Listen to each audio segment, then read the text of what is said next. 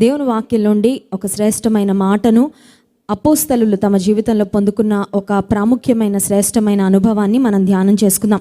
అపోస్తల కార్యగ్రంథము 16వ అధ్యాయము, acts chapter 16 23వ వచనం వర్స్ 23 నుంచి మనం చదువుకుందాం. అపోస్తల కార్యగ్రంథం 16వ అధ్యాయము 23వ వచనం.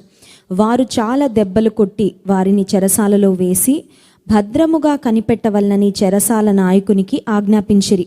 అతడు అట్టి ఆజ్ఞను పొంది వారిని లోపలి చెరసాలలోనికి త్రోసి వారి కాళ్లకు బొండ వేసి బిగించెను. అయితే మధ్యరాత్రి వేళ పౌలును సీలయు దేవునికి ప్రార్థించుచు కీర్తనలు పాడుచు ఉండిరి. ఖైదీలు వినుచుండిరి. అప్పుడు అకస్మాత్తుగా మహాభూకంపము కలిగెను. చెరసాల పునాదులు అదరెను. వెంటనే తలుపులన్నీ తెరుచుకొనెను. అందరి బంధకములు ఊడెను. చిన్న ప్రార్థన చేసుకుందాం. పరిశుద్ధ ప్రేమ కలిగిన తండ్రి, నీకు స్తోత్రాలు. అపోస్తలుల జీవితంలో జరిగిన ఈ ప్రాముఖ్యమైన సంఘటన మేము చదువుకున్నాం ప్రభువా. నీ గ్రంథమందు ఆశ్చర్యమైన సంగతులను చూచినట్లుగా మా కన్నులను మీరు తెరవండి. మీరు మా బోధకుడుగా ఉండండి. మానవ జ్ఞానాన్ని, మానవ ఆలోచనలు మీరు కొట్టివేసి పరిశుద్ధాత్మదేవ మీరే ఈ రాత్రికాల సమయంలో మాకు మినిస్టర్ చేయమని ప్రార్థన చేస్తూ యేసునామమున ప్రార్థిస్తున్నాము తండ్రి, ఆమెన్. అపోస్తలుల జీవితంలో జరిగిన ఈ ప్రాముఖ్యమైన సంఘటన, ఇక్కడ ఇద్దరు వ్యక్తులు మనకు కనబడుతున్నారు, పౌలు సీల, పాల్ అండ్ సైలస్. వీరిద్దరు కూడా దేవుని పనిలో జత పని వారిగా, అంటే they work together for God's Kingdom.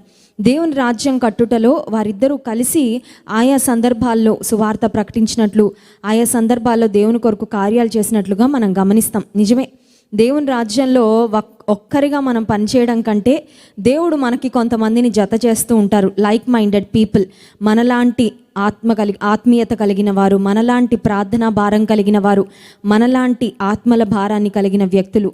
So like minded పీపుల్ను దేవుడు మనతో జోడించి ఆయన సేవలో కలిసి మనం కొనసాగడానికి దేవుడు ద్వారాలు తెరుస్తూ ఉంటారు. సో పౌలు సీల ఇద్దరు కలిసి సువార్త పని నిమిత్తము ఒక ప్రాంతానికి వెళ్ళి 16 వచనంలో ఆ మాట మనం చూస్తాం.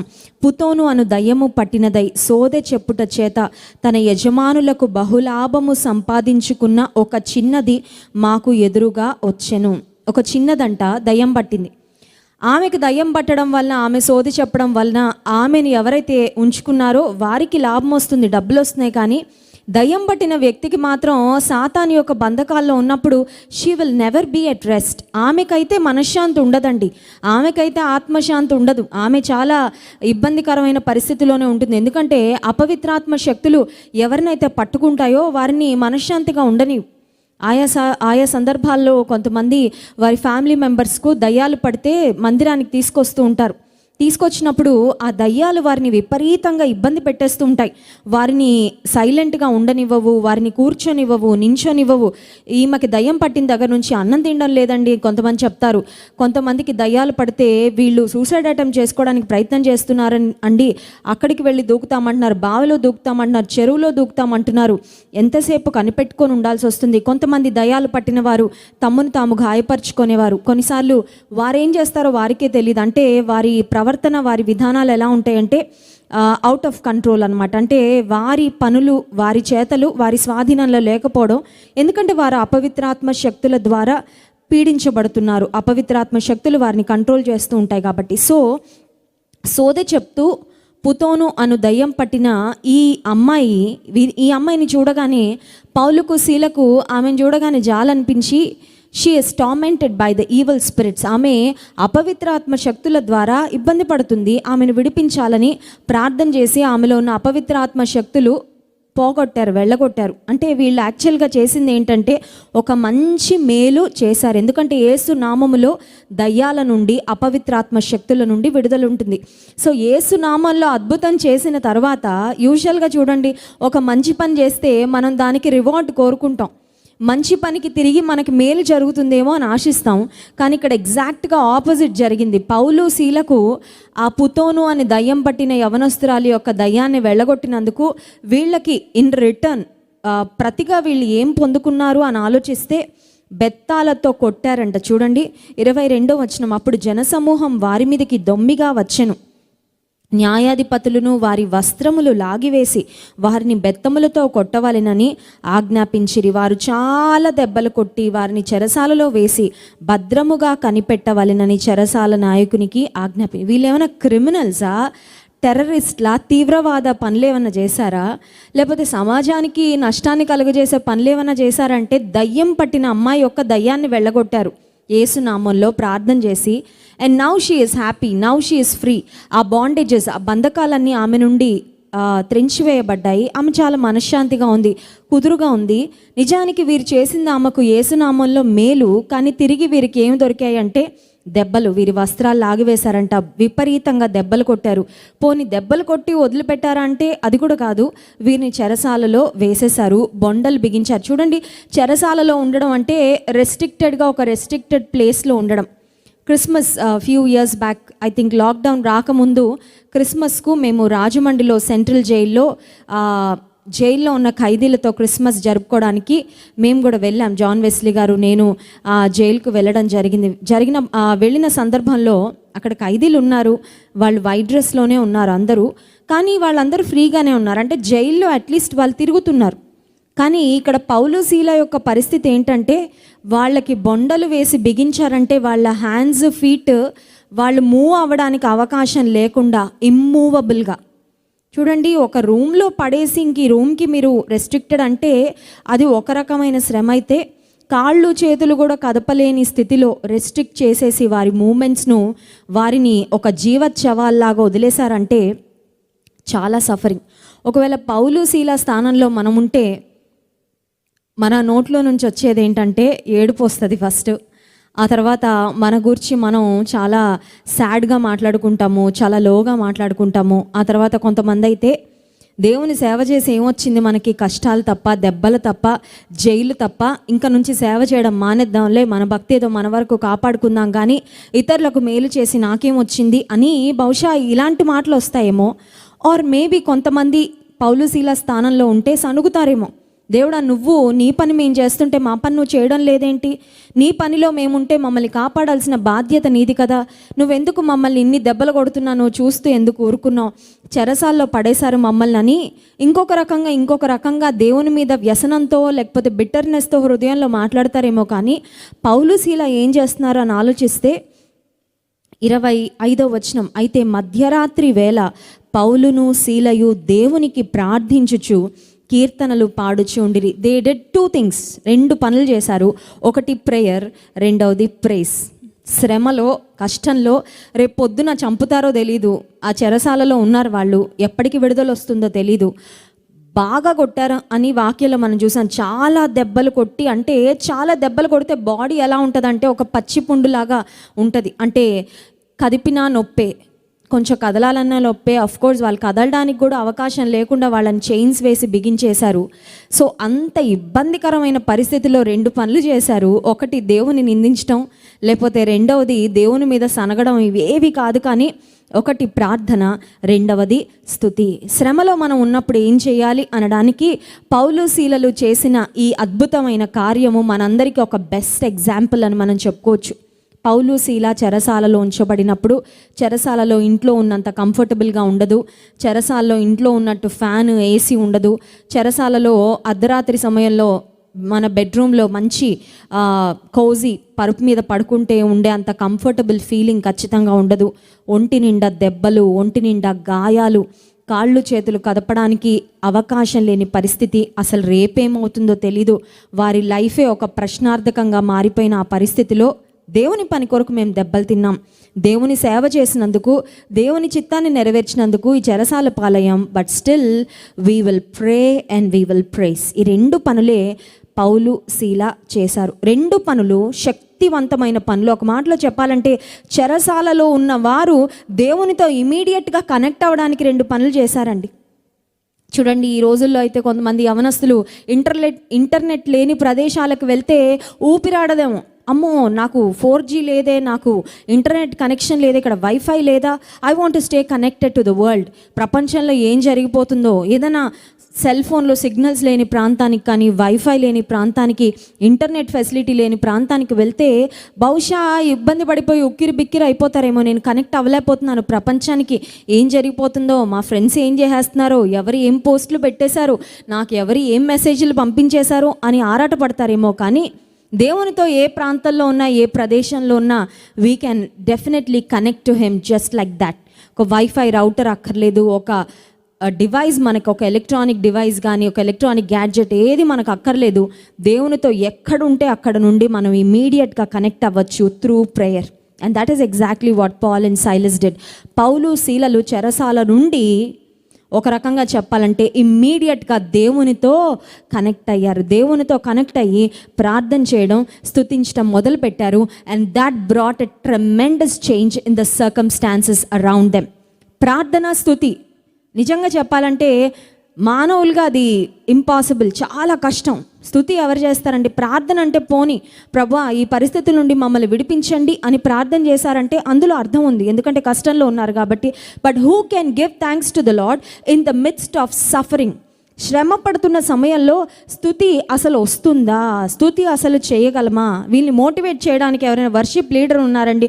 స్తుతించండి, స్తుతించండి, స్తుతించండి. కొంతమందికి స్తుతించండి స్తుతించండి అంటే చిరాకు వస్తుంది, తెలుసా మీకు? ది అదర్ డే ఒక సిస్టర్, బ్రదరు వేరే ప్రాంతం నుంచి వచ్చారు. సిస్టర్ చాలా మంచి బిలీవర్, ఆ బ్రదర్ ఇంకా ప్రభు నమ్ముకోలేదు. ఆయన అంటున్నారంట, స్తుతించండి స్తుతించండి స్తుతించండి అని చెప్తే నాకు చిరాకు వచ్చేస్తూ ఉంటుంది. మనకేమో స్తుతించండి స్తుతించండి అంటే మనం మోటివేట్ అవుతాం. దేవునిలో లేని వారికి స్తుతించండి చప్పట్లు కొట్టండి అంటే నాకు చాలా చిరాకు అనిపిస్తుంది. నాకు చేయాలనిపిస్తే నేను చేస్తాను, నాకు చేయాలనిపించకపోతే నేను చేయను. ఇప్పుడు అక్కడ పౌలుకు శీలకు చెరసాలలో స్తుతించండి, ప్రార్థన చేయండి, దేవునికి ఆరాధన చేయండి అని చెప్పేవారు ఎవ్వరూ లేరు. They are suffering in their bodies. వారి దేహాల్లో భయంకరమైన వేదన, శ్రమ, వ్యాధి, దెబ్బలు అనుభవిస్తూ ఉన్నారు. అలాంటి సమయంలో పౌలు శీలల హృదయంలో నుంచి వచ్చింది ప్రార్థన, రెండవది వారి హృదయంలో నుండి వచ్చింది స్తుతి. అయితే దేవునితో ఆ చెరసాలలో నుండి, అంటే ఒక మాటలో చెప్పాలంటే ఒక రిమోట్ ప్లేస్, వారికి వచ్చి సహాయం చేయగలిగిన మనుషులు ఎవరూ లేరు. అసలు రేపు ప్రొద్దున ఏమవుతుందో అన్సర్టన్, అంటే వాళ్ళ ఫ్యూచర్ ప్రశ్నార్థకంగా ఉంది. రేపు పొద్దున ఏమవుతుంది? రేపు పొద్దున మనల్ని చెరసాలలో ఉంచేస్తారా, లేకపోతే చెరసాలలో ఉంచి చంపేస్తారా? Anything can happen. సో రేపు ప్రొద్దున ఏంటి అని కూడా వాళ్ళు వరి అవ్వట్లేదు. కానీ దేవుణ్ణి ఎప్పుడైతే ప్రార్థిస్తూ స్తుతించడం ప్రారంభించారో అద్భుతమైన మార్పులు అక్కడ వాతావరణంలో జరిగాయి. Something tremendous, something amazing happened in the midst of the prison. ఆ చెరసాలలో ఎప్పుడైతే స్తుతి, ప్రార్థన దేవుని సన్నిధికి వెళ్ళాయో ఆ చెరసాలలో ఉన్న వాతావరణం అంతా మారిపోయింది. ఏం జరిగిందంటే చూడండి 26వ వచనం. అప్పుడు అకస్మాత్తుగా మహాభూకంపము కలిగెను, చెరసాల పునాదులు అదరెను, వెంటనే తలుపులన్నీ తెరుచుకొనెను, అందరి బంధకములు ఊడిపడెను. హల్లెలూయా.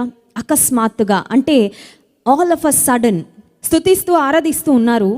వాళ్ళు ఏం చేయాలో అది చేస్తూ ఉన్నారు అంతే. శ్రమలైనా, బాధలైనా, హింసలైనా, ఏ పరిస్థితి అయినా దేవుని స్తుతిస్తాం, దేవునికి ప్రార్థన చేస్తాం. కొంతమంది అనుకుంటారు శ్రమలు వచ్చాయి కాబట్టి అండి, దేవుడు శ్రమలు అనుమతించాడు కాబట్టి, దేవుడు నా శ్రమలను చూసి కూడా మౌనంగా ఉన్నాడు కాబట్టి ప్రార్థన చేయడం మానేస్తాను అనుకుంటారు. That is the worst decision you can ever make. నీ జీవితంలో ప్రార్థన మానేస్తాను, స్తుతి మానేస్తాను అనుకోవడం నీ జీవితంలో నువ్వు తీసుకోగలిగిన ఒక వర్స్ట్ డెసిషన్. ఎందుకంటే దేవునికి దూరం అయితే నిన్ను బాగు చేయగలిగే వారు ఎవ్వరూ లేరు. దేవునికి దూరం అయితే నిన్ను లేవనెత్తేవారు ఇంకెవరూ ఉండరు. ఆయనే ఏదైనా చేయగలిగితే ఆయనే. శ్రమలలో ఇంకా ఆయనకి దగ్గర అవ్వాలి తప్ప, శ్రమలలో మనం బాధపడిపోయి దేవుని మీద అలిగి దూరం అయిపోయామంటే మన జీవితం చాలా భయంకరంగా తయారైపోద్ది. ఇప్పుడు పౌలు శీలలు ఎప్పుడైతే దేవుని స్తుతించడం ప్రారంభించారో అకస్మాత్తుగా చెరసాలలో ఒక గొప్ప భూకంపం వచ్చింది. There was a great earthquake అనే మాట వాక్యంలో మనం చూస్తున్నాం. వీరి స్తుతి అక్కడ చెరసాల యొక్క పునాదులు అదిరేటట్లు చేసింది. అండ్ అంత మాత్రమే కాదు, అక్కడ వాతావరణం మారడం మాత్రమే కాదు, కానీ వారి చేతులకు, వారి కాళ్లకున్న సంకెళ్ళన్నీ తెగిపోయాయంట. హల్లెలూయా. అసలు సంకెళ్ళని ఎవరైనా తెంచగలరా? Is it possible? సంకెళ్ళు ఏదో చిన్న దారం కట్టినట్టు ఇలా అంటే ఊడిపోవండి. చెరసాలలో వేసే సంకెళ్ళు అవి మెటల్తో ఉంటాయి, చాలా హార్డ్గా ఉంటాయి. అవి భయంకరమైన కరడు కట్టిన భయంకరమైన పరిస్థితిలో ఉన్న వారికి వేసేవి కాబట్టి చాలా స్ట్రాంగ్ ఉంటాయి. అంత వీక్గా ఉండే సంకెళ్ళు ఏమీ వేయరు. కానీ పౌలు శీలలు దేవుని సన్నిధిలో చేసిన స్తుతి ఆ సంకెళ్ళు విడిపోయేటట్లు చేసింది. అంత మాత్రమే కాదు, సో వీరికి దేవుడు రిలీఫ్ ఇచ్చాడు, దేవుడు వారికి విడుదల ఇచ్చాడు. పరిస్థితుల్లో ఒక గొప్ప మార్పు వచ్చింది. అండ్ అక్కడ జరుగుతున్న పరిస్థితులన్నీ అక్కడున్న ఖైదీలు కూడా వింటూ ఉన్నారంట. చూడండి ఆ మాట, 25వ వచనం ఆఖరు భాగం. ఖైదీలు వినుచుండిరి, అయితే మధ్యరాత్రి వేళ పౌలును శీలయు దేవునికి ప్రార్థించుచు కీర్తనలు పాడుచు ఉండిరి, ఖైదీలు వినుచుండిరి. అంటే క్వైట్ వర్షిప్ చేయలేదు, క్వైట్ ప్రేయర్ చేయలేదు. చూడండి, కొన్నిసార్లు మనం మోకాళ్ళేసి క్వైట్గా ప్రేయర్ చేసుకొని ఆ ప్రేయర్లో ఉండి నిద్రలోకి వెళ్ళిపోతాం.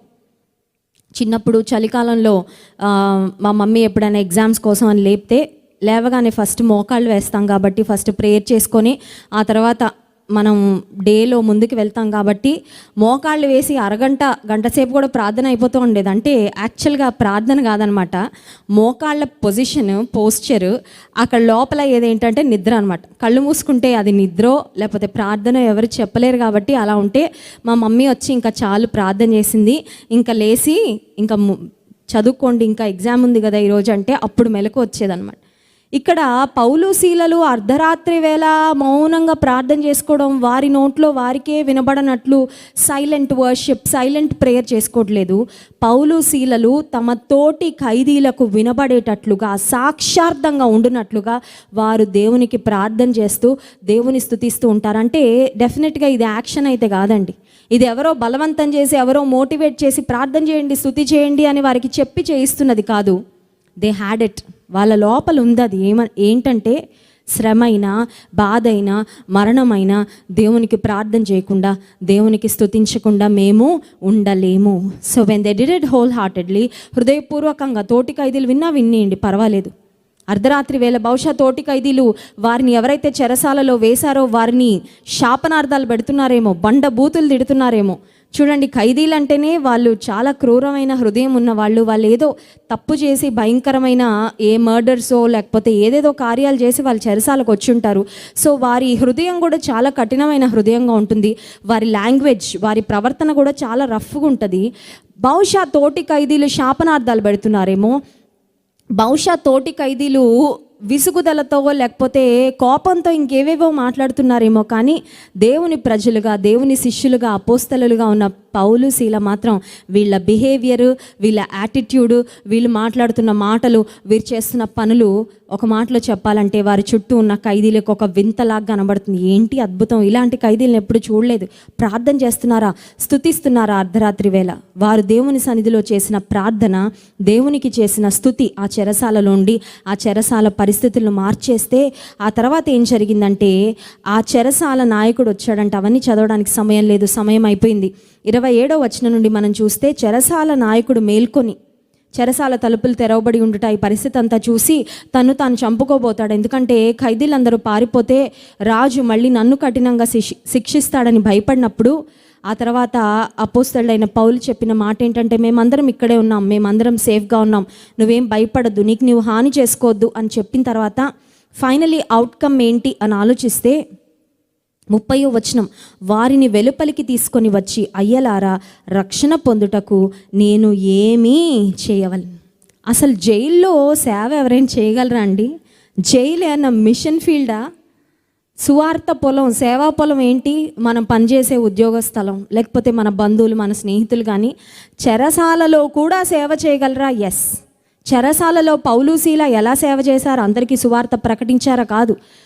వారి జీవితం ద్వారా, వారు పరిస్థితులకు స్పందించిన విధానము ద్వారా, దేవుని స్తుతించి ఆరాధిస్తూ దేవుని సన్నిధిలో చేసిన ప్రార్థన ద్వారా దేవుడు గొప్ప అద్భుతం చేస్తే, God opened a way for them to be a witness. దేవుడు వారికి ఆ చెరసాలలోనే ఒక సువార్తను ప్రకటించేవారిగా, క్రీస్తు వైపుకు ఇతరులను ఆకర్షించేవారిగా వాడబడ్డానికి ఒక సేవా పొలము వలె ఆ రోజు ఆ చెరసాలను దేవుడు పౌలు కొరకు, శీల కొరకు దేవుడిచ్చారు. ఆ తర్వాత చూస్తే 33వ వచనం, రాత్రి ఆ గడియలోనే అతడు వారిని తీసుకొని వచ్చి వారి గాయములు కడిగెను. వెంటనే అతడును అతని ఇంటి వారందరూ బాప్తిస్మము పొందిరి. పౌలు శీల చెరసాల్లో పడ్డమేమో కానీ ఒక కుటుంబం అంతా రక్షణ పొందడానికి దేవుడు ఆ శ్రమను వాడుకున్నాడు. హల్లెలూయా. నువ్వు అనుకుంటున్నావు, why suffering, why this pain, ఎందుకు ఈ శ్రమ, ఎందుకు ఈ ఇబ్బంది, ఎందుకు ఈ బాధ? దేవుని కొరకు నేను వాడబడుతూనే ఉన్నాను కదా, దేవునికి నేను ఇస్తూనే ఉన్నాను, దేవుని కొరకు త్యాగపూరితంగా బ్రతుకుతూనే ఉన్నాను, కానీ ఎందుకు వచ్చింది ఈ శ్రమ అని ఒకవేళ నీ జీవితంలో నీవు ఎదుర్కొంటున్న శ్రమను గురించి నువ్వు ఆలోచిస్తూ ఉంటే, పౌలు శీల వలె ఎందుకు వచ్చింది ఈ శ్రమ అని ఆలోచించడం మానేసి, in the midst of trials, in the midst of tribulations, in the midst of pain and suffering and tears and disease, నీ జీవితంలో నువ్వు ఏ పరిస్థితిని ఎదుర్కొంటున్నావో ఆ పరిస్థితి మధ్యలో ఈ రెండు విషయాలు, 2 P's, మొట్టమొదటి P ప్రేయర్, రెండవ P ప్రైజ్. ఈ రెండు చేయగలిగితే స్తుతి మన స్థితిగతుల్ని మారుస్తుంది. ప్రతిసారి మనం వింటూనే ఉన్నాం, ఈ కుటుంబం, ఈ జైలర్ యొక్క కుటుంబము, చెరసాల అధికారి యొక్క కుటుంబము రక్షణ పొందడానికి ఆనాడు పౌలు శీల యొక్క శ్రమను దేవుడు వాడుకున్నాడు. అండ్ ఐమ్ ష్యూర్ పౌలు శీలలు ఎప్పుడైతే చెరసాల నాయకుని యొక్క కుటుంబం అంత రక్షణ పొందిందో, దేవుణ్ణి మళ్ళీ స్తుతించి ఉంటారు, ప్రభా కొన్ని దెబ్బలు తింటే పోన్లే నాయన, కొన్ని ఆత్మలు, ఒక కుటుంబం నీ రాజ్యంలో చేర్చబడ్డానికి ఈ దెబ్బలను కూడా నువ్వు వాడుకున్నందుకు నీకు స్తోత్రాలు. నీ జీవితంలో నువ్వు వెళ్ళే సఫరింగ్ ఇంకొకరికి నువ్వు ఆశీర్వాదకరంగా ఉండడానికి దేవుడు వాడుకోగలడు. God will not waste your pain. నీ వెళ్తున్న శ్రమ అనుకుంటున్నావేమో, వృధాగా పడుతున్నానండి శ్రమ, వృధాగా పడుతున్నానండి ఇబ్బందులు అని నువ్వు అనుకుంటున్నావేమో, దేవునికి నిన్ను నీవు అప్పగించుకొని ప్రార్థన స్తుతి చేయగలిగితే నీ శ్రమలో కూడా నీవు ఇతరులకు ఆశీర్వాదకరంగా ఉండడానికి దేవుడు సహాయం చేస్తారు. అట్టి కృప దేవుడు మనకు అనుగ్రహించును గాక. ఆమెన్. దేవుని స్తుతించి ఆరాధించుకుందాం. It's a time to praise and worship God. అందరం లేచి నిలబడి ప్రభువుని స్తుతించి ఆరాధిద్దాం. మహోన్నతుడా నీ నీడలో నేను నివసింతును, సర్వశక్తుడా నీ చాటున విశ్రమింతును అనే పాట పాడుతూ దేవుని మహింపరు.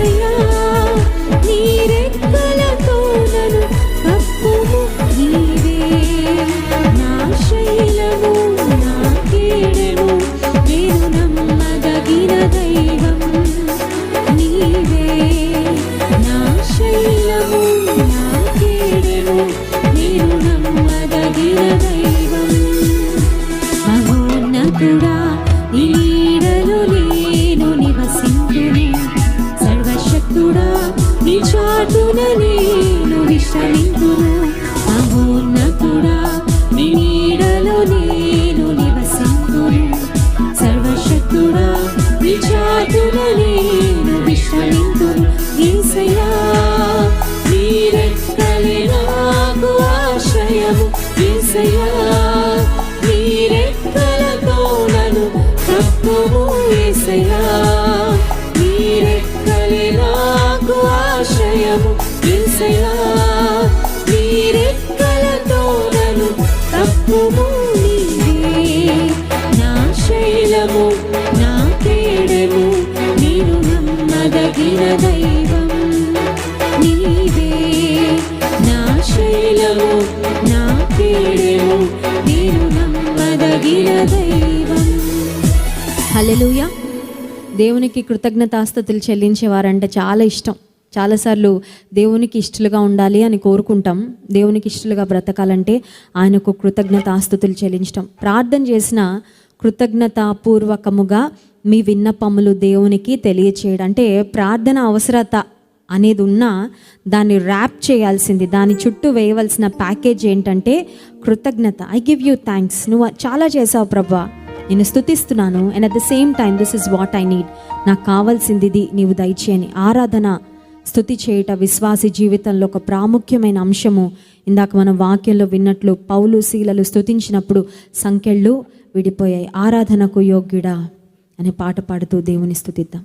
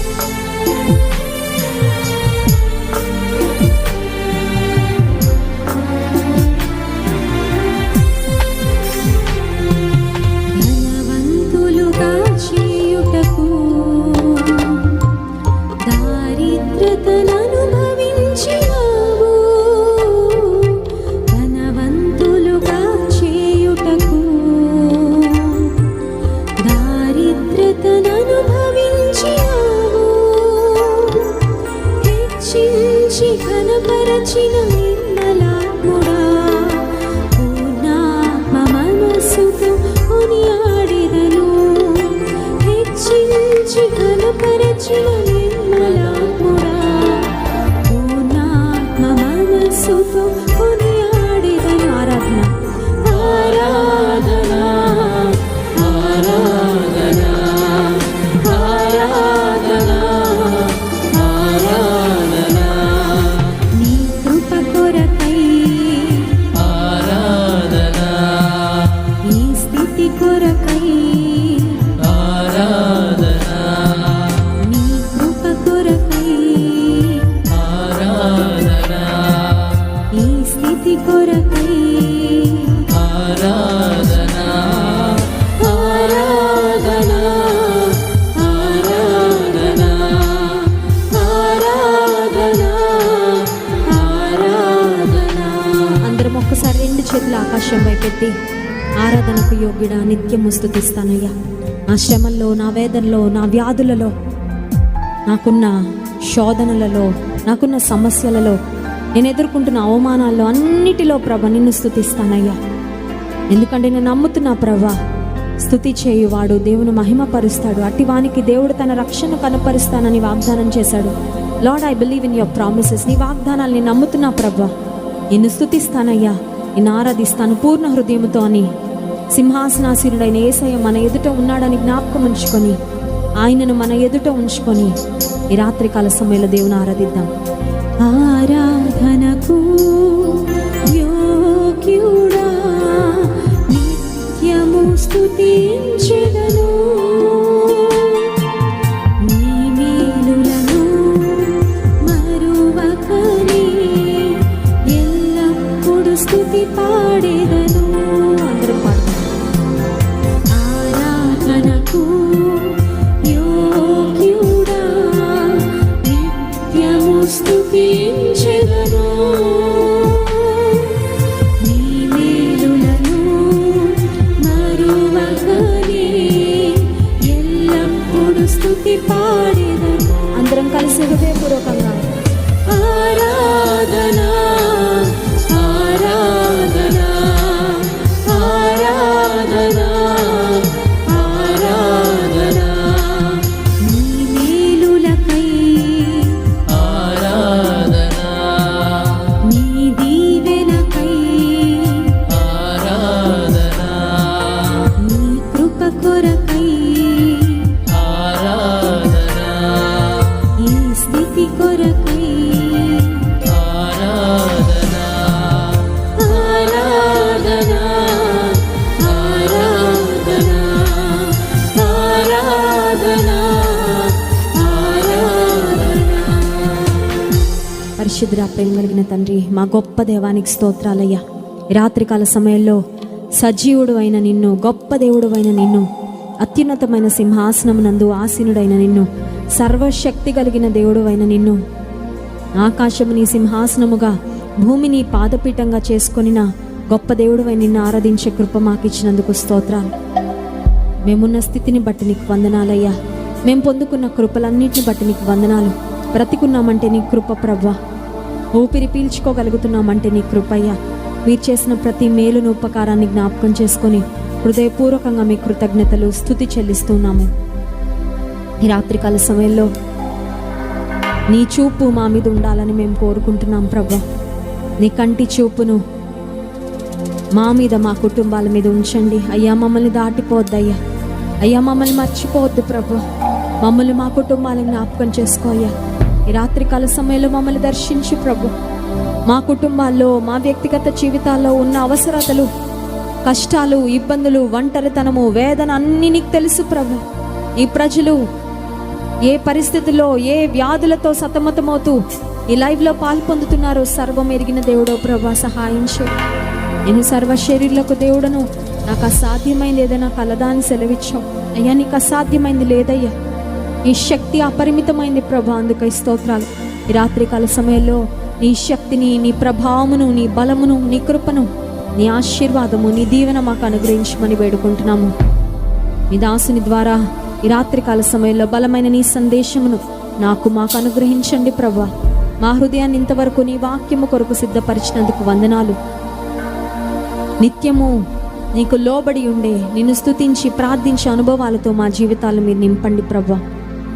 ఈ రాత్రికాల సమయంలో మీరే పరిశుద్ధాత్మ దేవా బలమైన ఆత్మ కార్యములు జరిగించమని ఘనత మహిమ ప్రభావములు మీకు చెల్లిస్తూ యేసుక్రీస్తు ప్రభువారి శ్రేష్టమైన నామంలో మీకే సమర్పిస్తున్నాము తండ్రి. ఆమేన్.